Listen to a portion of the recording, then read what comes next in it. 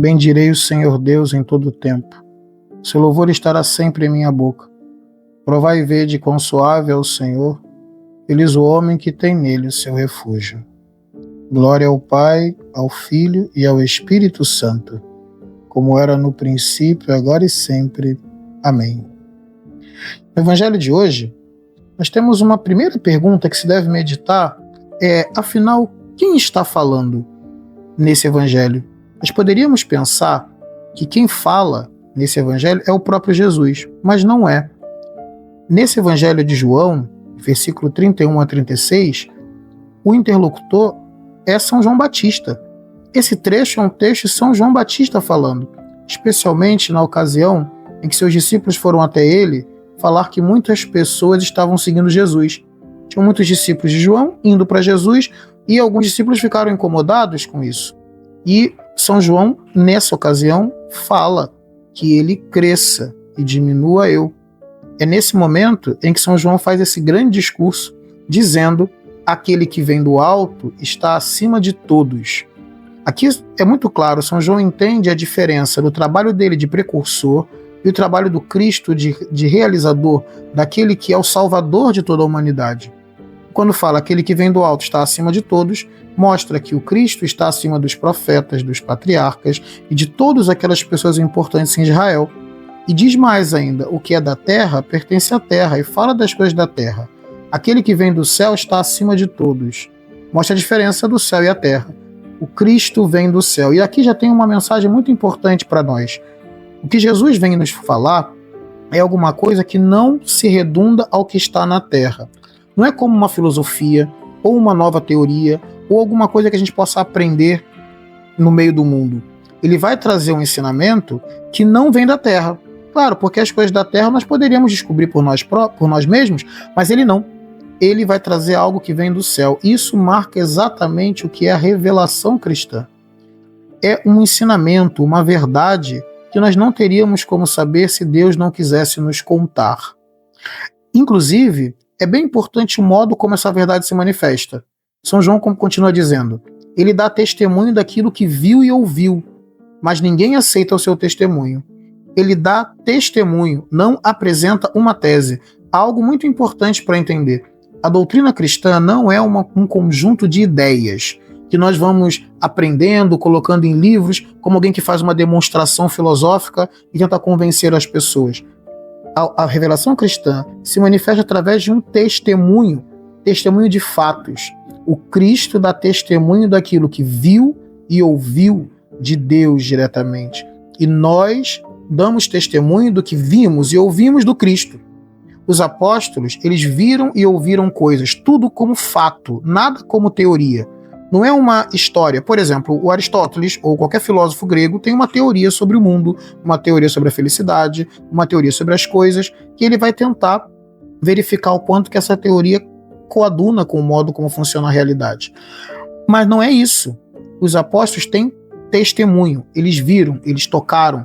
E isso faz toda a diferença para entender que o centro da nossa fé são coisas que aconteceram. Agora, além disso, ele diz, ninguém aceita o seu testemunho. E essa frase é muito curiosa, porque nós deveríamos pensar um pouco. Como assim ninguém aceita o testemunho? São João aceitou o testemunho de Cristo, Nossa Senhora, os apóstolos, os santos todos, todo mundo aceitou o testemunho dele. Quem é esse ninguém a quem São João está falando? Este ninguém aceita, não é ninguém assim, absolutamente nenhum ser humano aceitou. Ninguém, são aquelas pessoas que são da terra.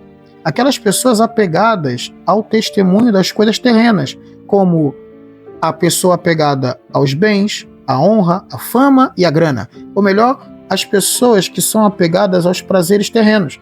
Essas pessoas apegadas não conseguem aceitar o testemunho do Cristo.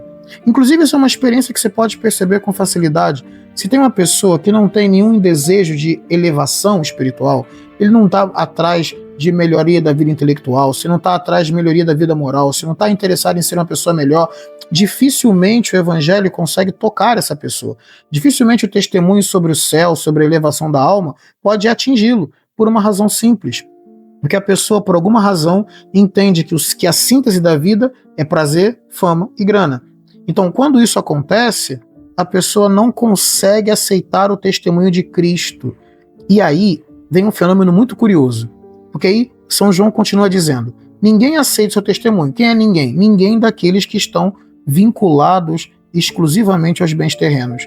Essa pessoa não consegue aceitar o testemunho, mas tem gente que aceita. Aí ele fala: quem aceita o seu testemunho atesta que Deus é verdadeiro. E essa frase aqui talvez seja uma das coisas mais bonitas que me parece importante nesse evangelho, sobretudo nesse dia. É importante entender que esses temas espirituais, esses temas que nós estamos falando, que eles se referem a algo verdadeiro.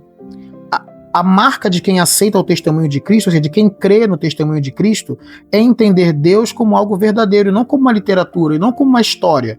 Às vezes, a religião pode parecer para muita gente como uma espécie de pacto ficcional.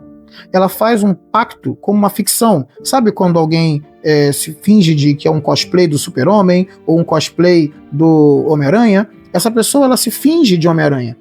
Ela faz um pacto ficcional, ela entra na história do Homem-Aranha, mas no fundo, ela sabe que o Homem-Aranha não existe, que o Wolverine não existe e que esses personagens não existem.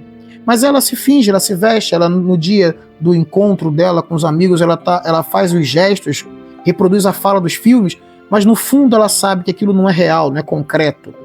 O grande problema é que quando a gente não recebe a noção do céu, da vida eterna, da santidade, como uma coisa real, tão real quanto é a minha mão, tão real quanto é a voz, tão real quanto é um objeto que nós temos na mão, quando nós não entendemos isso, existe o risco de tratar tudo como uma grande literatura religiosa, onde nós encontramos pessoas simpáticas e fazemos uma espécie de acordo entre elas.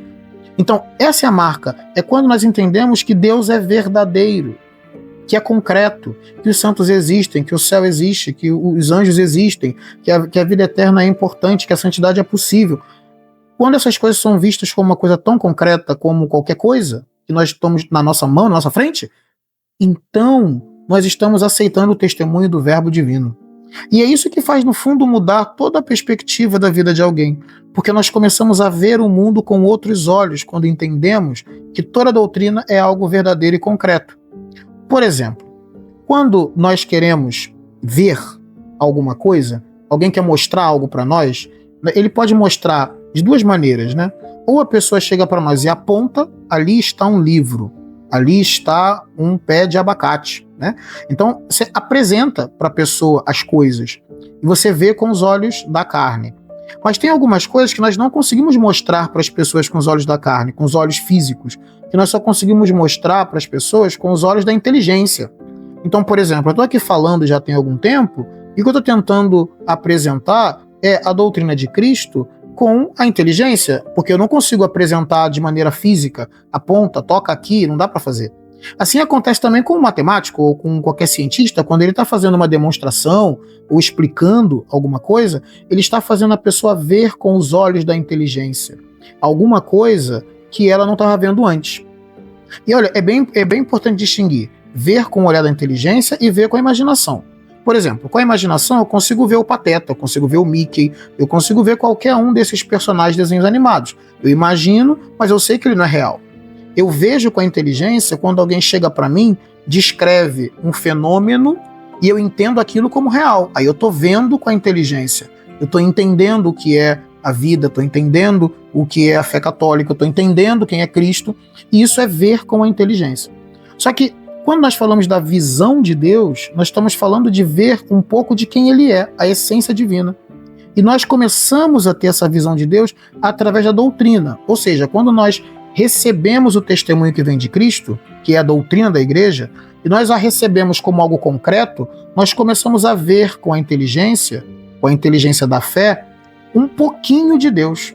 Nós estamos vendo de maneira confusa quem é Deus, estamos vendo de maneira complicada o que é o céu, mas estamos vendo um pouquinho dele através do ato de fé que nós realizamos. Isso é muito importante, porque no fim das contas, cada vez que nós começamos a ver um pouco mais da fé, cada vez que nós entendemos de maneira mais profunda, de maneira mais clara a fé católica, nós estamos vendo um pouco de Deus. E é por isso que nesse evangelho, Nosso Senhor fala assim: aquele que acredita no Filho possui a vida eterna. Claro, quando nós acreditamos em Cristo, recebendo o seu testemunho como uma coisa concreta e real, não como uma palavra apenas, nós estamos vendo a Deus. E a vida eterna é a visão de Deus. A vida eterna é a visão de Deus plenamente, a contemplação de Deus. E nós começamos a contemplá-lo quando nós entendemos melhor o ensinamento que vem dele. Então, a vida eterna sim começa em nós, começa quando nós conseguimos dar sentido para tudo que acontece na vida. E aí continua o Evangelho dizendo: aquele, porém, que rejeita o Filho, não verá a vida. Claro, porque se ver a vida divina, se a vida eterna é ver a Deus, ver a vida divina, é ver a Deus, quando nós rejeitamos a fé, quando nós rejeitamos o ensinamento do Cristo, nós estamos cegos com relação a isso.